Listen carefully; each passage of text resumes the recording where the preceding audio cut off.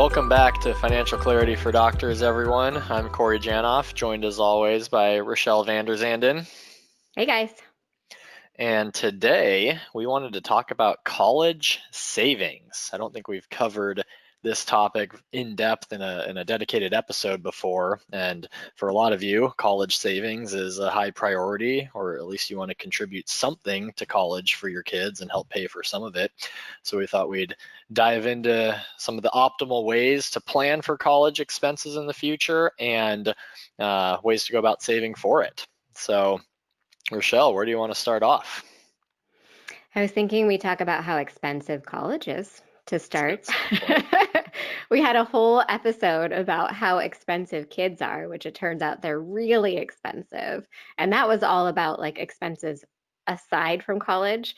And then today we're going to talk about how funding college for them basically like doubles the cost of raising them, which it's pretty intense, right? So I know a lot of our clients, or at least it seems pretty typical that people want to help their kids get through college if they're having kids, especially folks that have a pretty high student loan balance. Like they don't necessarily want their kids to be contending with the same issues. Or if they were helped by their parents, they want to be able to provide that same support. Not saying that that's something everyone needs to do, but it does seem like it's something that a lot of folks are focusing on. So we wanted to talk a little bit today about what you can expect as far as expenses go, and then a few different strategies that you can use to help your kids through that basically. I think one thing to note, and a lot of people probably realize this, but the cost of higher education has been increasing at a faster rate than inflation, which means it may have seemed expensive for you to go to college and to go to med school or whatever else you decided to do. It will seem more expensive for your kids to do the same thing. So on top of regular inflation, it's also just becoming more expensive. That's assuming things continue the way that they are right now, which isn't necessarily a guarantee. But, if we can just try to assume, or not necessarily assume, but try to project what that's going to look like, then we're just going to use the best estimate we have. And the best estimate we have is that college increases by about 5% every year. So if we use that, we can try to project how much your kids might need for college. So yeah, go ahead, Corey. I was going to just kind of add on to that. The odds of it increasing at the same rate, we're kind of planning for the worst, hoping for the best. If college continues to increase at the rate it's been going, less kids will just go to college. I think this past year was the first year in a long time, like 50 years or something, that college enrollment actually decreased slightly from the prior year. It was like a 2% decrease, but still. And I think it's just due to the cost. Student loans are I think now the largest form of consumer debt in America, and it's not getting any better. And just the cost of that degree in relationship to the revenue that you can earn by having a college degree, in some cases, just isn't worth it. Some kids are starting to look at going to trade schools instead. Maybe be an electrician or a plumber, and you train for that. You can make a decent living, and not be saddled with the significant cost of a college degree if that route isn't in your in best interest for you. But assuming you want to plan for a traditional college education for your kids, and some of the big name schools are going to be able to hold steady. Like the value of a degree from Harvard can continue to raise their tuition prices if they want to, and people will pay for it. If someone who's accepted into Harvard says, you know what, I just don't want to pay the $75,000 a year price tag to go, well, great. There's 100,000 people in line that would gladly step in and pay that price tag to get a degree from Harvard. So some of the more prominent schools will probably still be able to maintain their traditional college experience, but some of the less prominent schools may not be able to operate in the future, and we'll see some consolidation there. But anyways, if we want to plan for those costs to continue to rise, like I mentioned, Harvard, you're looking at about $75,000 a year in today dollars for the elite private schools in the country. It's more like $30,000 a year for in-state public schools, give or take, but that's kind of the rough numbers we're looking at. For a total cost of attendance, tuition, housing, books, meal plan, the whole 9 yards. What is the total cost to attend college for a year? And based on those tuition increase assumptions that Rachelle gave us, about 5% a year is what colleges have increased by for the last, call it 15, 20 years. You can expect cost of college to, more than double for a newborn today. 18 years from now, it's probably going to be more than twice as expensive if that trend continues upward. So pretty significant expense that, if you want to, requires some planning to get there. Absolutely. And I guess from an amount, I mean, it's hard to project. It depends on what investment returns are like and sequence of returns, a lot of variables, but just kind of some rough numbers to throw out there, and then we'll talk more conceptually about where to go about saving. But if you have a newborn and you want to save for them to go to in-state public school, you probably should start saving about $500 or $600 a month now, and do that for till they're through college, and then that should be enough to be able to pay for the majority of 4 years of undergrad. If you want to plan for 5 years or grad school, it's going to be more than that. If you're going to plan for any school in the country, the $75,000 a year price tag, saving more like $1,200-$1,300 a month would put you on a healthy track. No guarantees, but we got to start somewhere, and that should put you on a pretty good pace to cover those costs in the future. And I think before you get to that number per month that you're wanting to save, it's really important to decide what your goals are and to have like a concrete discussion with the other parent in the picture. If there's another parent in the picture, like with your partner, with your spouse, just make sure that everyone's on the same page and you guys have the same priorities and the same goals. Because, I've definitely talked to parents that have some disagreements about what they should be doing. Like maybe one parent wants to totally fund it and the other one's like, well, I made it on my own, so they can make it on their own too. Like that's what student loans are for. So, obviously we don't want to totally ignore the issue just because we have disagreements. So it's important to have conversations, maybe come up with a compromise that makes sense. And then decide from there, like how much we're saving, what we're doing. Establish those goals before you really start saving without a goal in mind. Like we just want to know what the finish line is before we start working toward it. Absolutely. Yeah, where does paying for college rank on the list of priorities? You've got a lot of things that you want to accomplish in life, financially and non-financial goals. All of them kind of ultimately cost money in most cases in one way or another. So yeah, where is paying for college for your kids on that priority list? The easy example is paying for college versus retiring. Would you rather retire at 55 and not pay for college, or retire at 65 and pay for all of college for all 3 of your kids? No wrong answer, but to each their own. So where does that rank for you on the priority list? Having the vacation home versus paying for college. It doesn't have to necessarily be an either or, but those are some serious conversations to have. And like you said, Rachelle, sometimes partners aren't always on the same page, and we see this a lot. The time they realize they're not on the same page is when we talk to them. We They have a understand. 6-month-old. Yeah. One parent's like, oh, well, my college was paid for, I'd like to provide that for my kid. And the other parent's like, no, I want to retire early. And like, they're on their own for college. Like, my parents didn't pay for me. So no, again, no wrong answer. The nice thing about college is there's a lot of ways to pay for college. It doesn't have to be fully paid by mom and dad. It's great if you want to do that. My hat's off to everyone out there who wants to pay for their kids to go to college. I think that's fantastic. Your kids will be, in a good spot financially, with no student loans, starting their adult life. You're helping them out significantly. But there's scholarships, there's work study programs, there's, you go to community college to start and then transfer to another university, to get the degree. Student loans, obviously, you could help out with paying back the student loans. The military, there's so many different routes to get an education that don't require mom and dad to pay for it. So it's not a mandatory thing. However, we can fully support those of you who do want to pay for your kids to go to college. And the other thing is that when we talk about paying for college, you don't necessarily have to save all of that up front.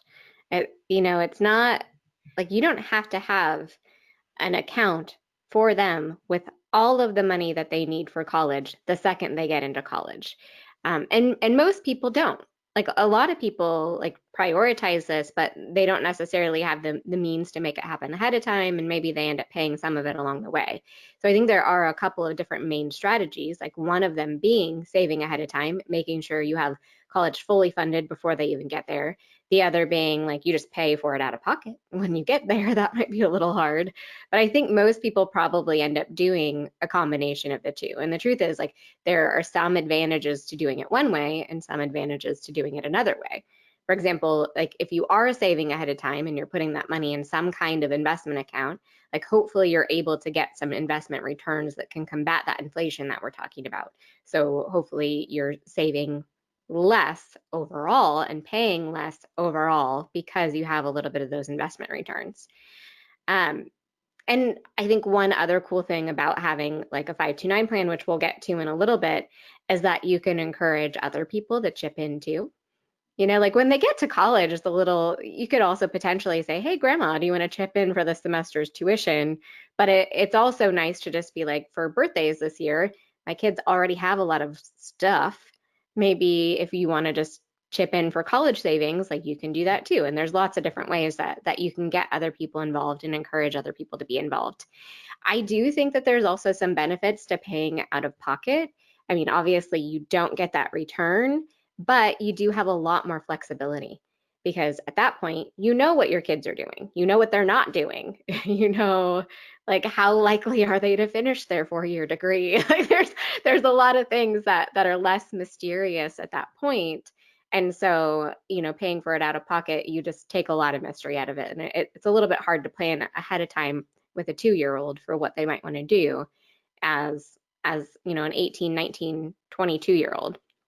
And I think that's where that combination comes in a lot of the times, where maybe we're saving some upfront to cover like that 4-year degree, and maybe we're not necessarily saving upfront for professional school, and maybe we still want to provide some support there, but do it when they're actually in school. I'm not necessarily saying that's the way that you need to do it, but I do think using that combination approach can again provide some flexibility so that you can adapt to what your kids actually have going on and what they're interested in.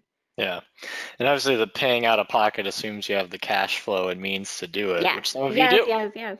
You know, some Yeah, of you absolutely do. Like I have some clients who are paying for private school for their kids, elementary and high school, and the cost of their private high school is the same as the cost of college tuition. And it's like they could just keep paying for another 4 years and you know, life doesn't change. So that's absolutely an option. and there are going Um, to also be like other debt payments that might fall off by the time your kids get to that age. Like if you have a 15-year mortgage and you've paid off your mortgage, then you might have significantly more cash flow. I think assuming something like that is going to happen is a terrible idea. But if you can plan that out over time, like, you know, in 10 years, my student loan payments are done. And then 5 years after that, maybe my mortgage is done or this expense drops off. If you can see where that cash flow is going to come from in the future, that can be more predictable. Absolutely. Now, if you do have the cash flow and means to save up ahead of time, you know, odds are you can get your money to grow a little bit, no guarantees, but if you can start investing now, you know, there's a decent chance that your money will grow over the next 10, 15 plus years. And then that reduces the total out of pocket expense that you have to, you know, come up with on your own. You know, I think like I mentioned earlier, if you're saving 500 a month today, starting today, you do that for, you know, the next 18 years. Um, you know, your total out of pocket outlay is a little over 100,000, but that could put you on track to essentially pay for the equivalent of $200,000 worth of school. So yeah, you know, the opportunity cost of paying 500 a month now versus doing something else with the money is real, but it'll help reduce potentially that burden down the road.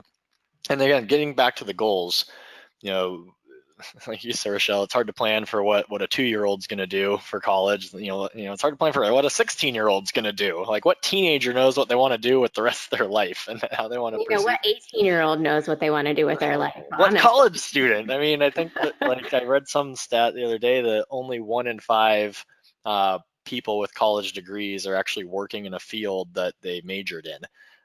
Disclaimer, I was a political science major.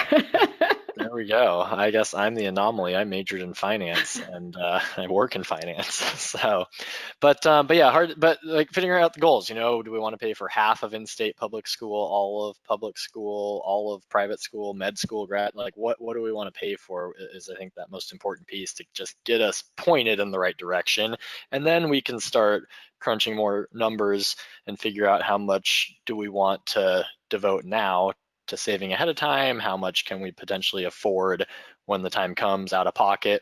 Like you said, Rachelle, if student loans are gone, if the mortgage potentially is gone, some other expenses might be out of the picture. Hopefully we won't have childcare expenses anymore. So you might have more cash flow available to pay for a chunk of that college expense out of pocket, if that's the route we want to go.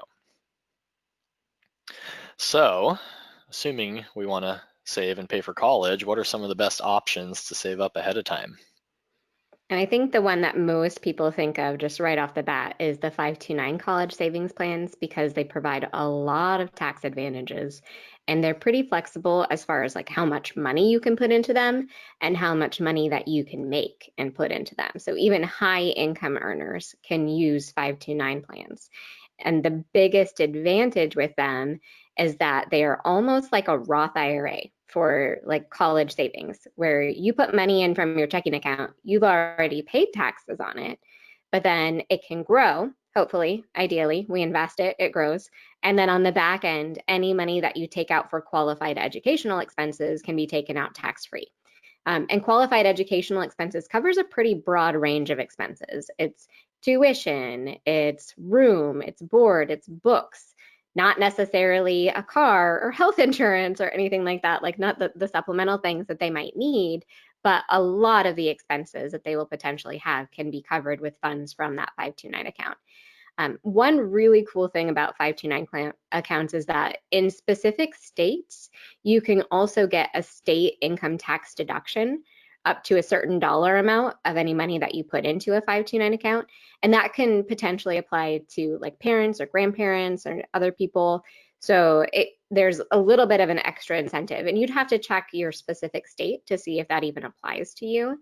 And again, it doesn't necessarily reduce it doesn't reduce your federal taxes, but it can potentially reduce your state tax burden.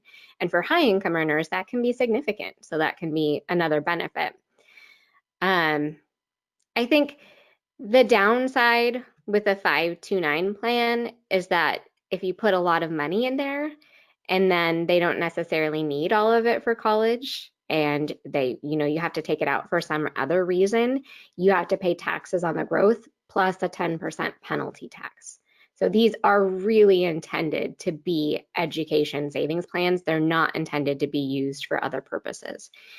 There's some ways to kind of get around that. Like if you have someone else that might need those funds, but the original child it's set up for doesn't, you can transfer from one beneficiary to another if they're related. So there are some ways to kind of mitigate that risk a little bit, but it's definitely something to keep in mind because, if you get to the point where you have 150,000 left in a 529 account that's not going to be used and it just keeps growing, it's hard to kind of get out of that situation without paying a whole bunch of taxes that you didn't want to pay. Yeah, it's not the end of the world. It's just you pay some more taxes than you otherwise potentially would have. So we'll, I guess, dive in. Oh, I guess we'll touch on it now. So probably good reason there not to oversave in a 529 plan. It's a definitely good place to start because the money you invest, all the growth, hopefully it grows, but all the growth is tax deferred. You don't pay any taxes on the growth. And if the money is used for education, you can withdraw it tax free to use for education. So you can potentially withdraw a significantly larger amount than you put in and not pay any taxes on it and use that money to pay for college. But if it's not used for college, you're going to pay more taxes on those investment earnings than you otherwise would. So we're big fans of the 529 for those tax benefits and the reason, and the tax deferred growth. But usually we want to start there.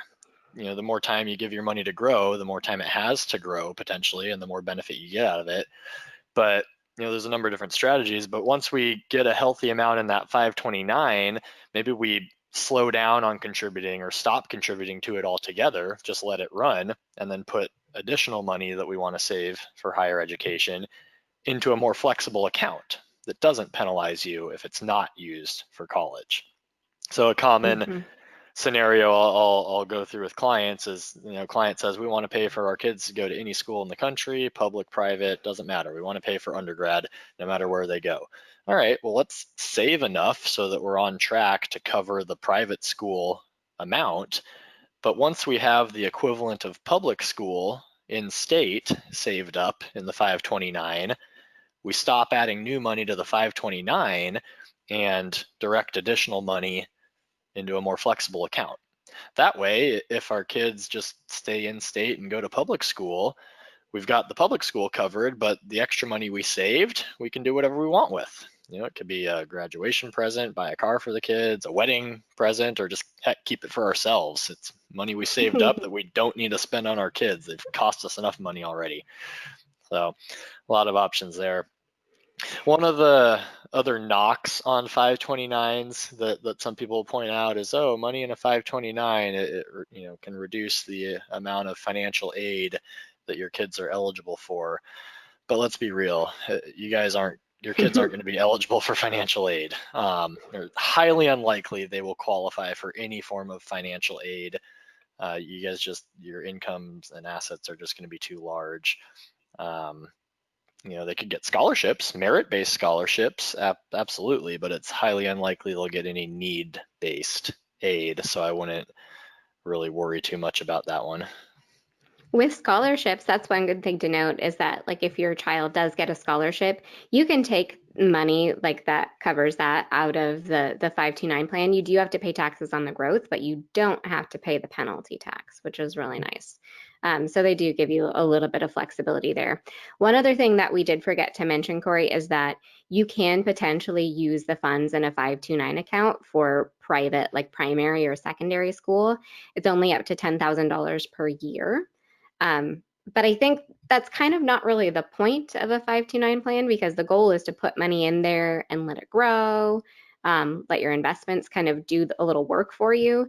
And if you're taking money out to maybe pay for primary school, like that money really hasn't had a ton of time to grow. If you have growth in there, awesome. Like that's definitely still a benefit.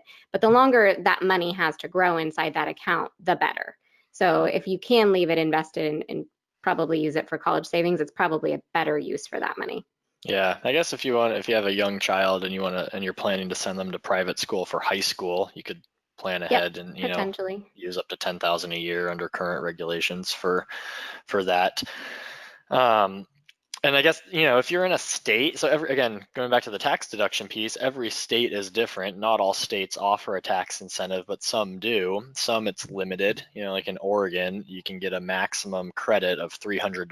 So not a giant savings. You can save a maximum of $300 on your taxes where Rachelle and I live. But other states, like I'd have to check, but I want to say maybe Colorado. There's some states that have an unlimited tax deduction. So if you put $100,000 in the account, you can deduct $100,000 off of your state income when calculating your taxes. So maybe you just use the 529, put 10,000 in, and then pull it out to pay for the private school tuition, and you get a small tax deduction on that money. So, case by case basis, of course, we would need to check your state's plan's rules to see if that makes sense. But that could be a scenario where we're using it for the elementary school is more appropriate. Very true. Yeah, I think one other thing to mention is that just these general investment accounts that we're talking about, like Corey said, they can be really flexible.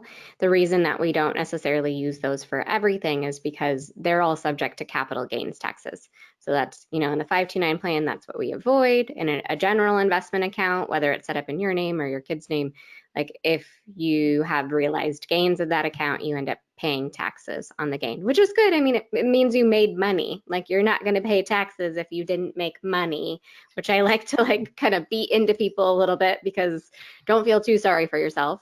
But it is definitely like the one downside. It provides a lot of flexibility, but you're going to have to pay some in taxes.